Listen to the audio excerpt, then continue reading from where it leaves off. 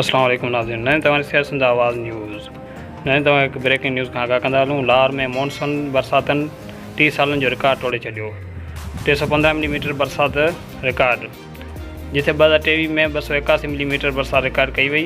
गुज़िरियल ॾींहुं लाहौर में 11 कलाकनि दौरान 315 मिलीमीटर बरसात रिकॉर्ड कई वई, जंहिं सावणी बरसात जो 30 सालनि जो रिकॉर्ड तोड़े छॾियो। मुख़्तलिफ़ वाक़िअनि में दौरान 12 ॼणा फ़ौत पिणु थिया। 315 मिलीमीटर बरसात लाहौर में 30 सालनि जो रिकॉर्ड तोड़े छॾियो। मूसलाधार बरसात जे नतीजे में इलाइक़े नदी नालियुनि जो ॾेख ॾियणु लॻा, जॾहिं त पाणी घरनि में दाख़िल थी वियो। लाहौर में बरसात 30 सालनि जो रिकॉर्ड तोड़े छॾियो। लाहौर समेत पंजाब जे मुख़्तलिफ़ इलाइक़नि में 11 कलाकनि खां मुसलसल हलंदड़ मूसलाधार बरसात तबाही मचाए छॾी। हर तरफ़ पाणी ई पाणी। बरसात 315 मिलीमीटर रिकॉर्ड। न वधीक अहिड़ियूं ख़बरूं ॾिसण लाइ असांजे YouTube चैनल खे सब्सक्राइब कंदा।